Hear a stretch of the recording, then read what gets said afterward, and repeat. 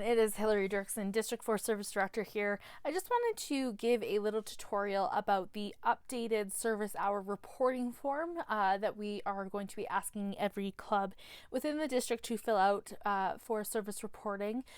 So I'm just on the D4 KIN main homepage here. And for those of you that don't know, it's www.d4kin.ca. And just as you can see here on the top left, there's a link for service hour reporting. So if you click on that, it will take you to the Google form. There's a little blurb here for you if you'd like to read through that. Ideally, there would be one designated person to gather and submit information for your club.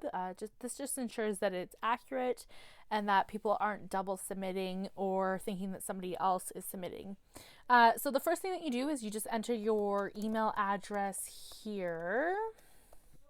I'm just going to go there, click next, and then it's going to take you to the information page. So you just put in the name or your name. Oops, here we go. And then the club position that you hold. So obviously we couldn't get every single position because some clubs have different executive positions. If the person who is submitting your service reporting is not on executive or it's not listed there, just click other here down at the bottom. I'm just going to go ahead and click service director and next.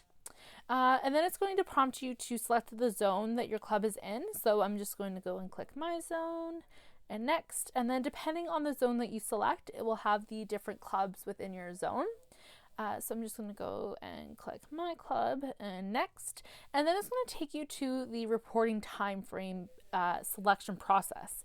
So we have 4 different options here. The first one is a single project. So if you'd like to report on a project by project basis, this would be the option to select.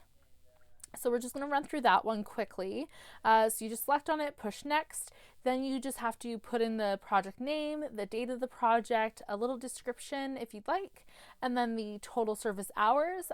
So just a disclaimer for all of the options so I don't have to run through it each time. The total service hours includes any hours spent at the actual event or project. Any project meetings. So if you have a planning meeting, those hours can be counted. Any time on emails, phone calls, fundraising, sponsorships, any of that kind of stuff you can count towards. If you talk about it during a general meeting or an executive meeting, that is generally not counted in that as it's not really a planning meeting.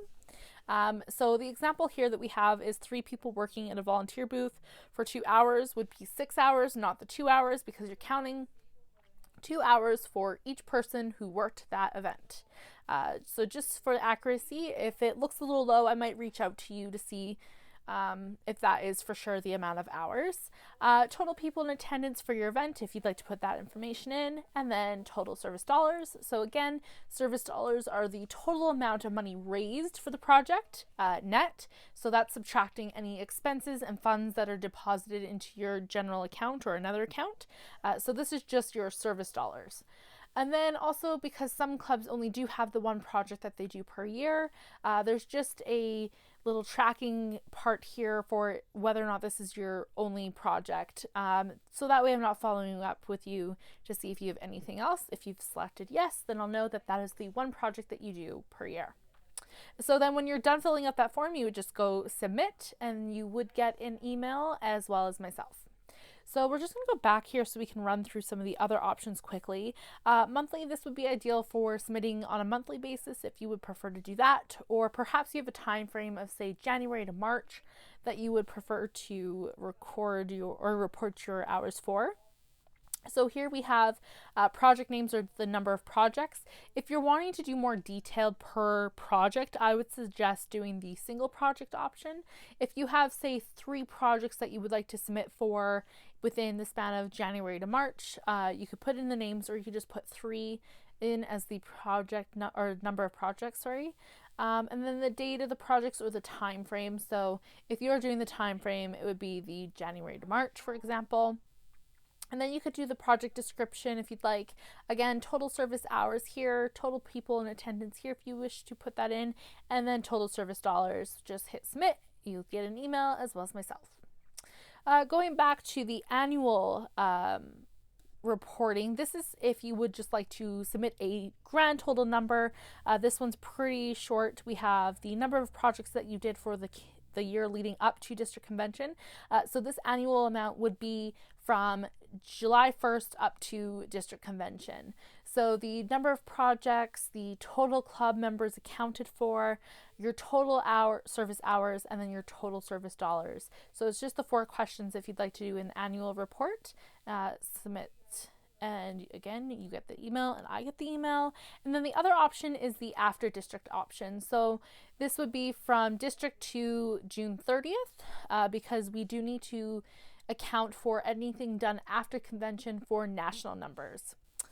So the project names are the number of projects again, the description if you wish to put that in, the total people in attendance, and then total service hours and total service dollars. Now, it is important, some people I know might have questions why we have to report twice.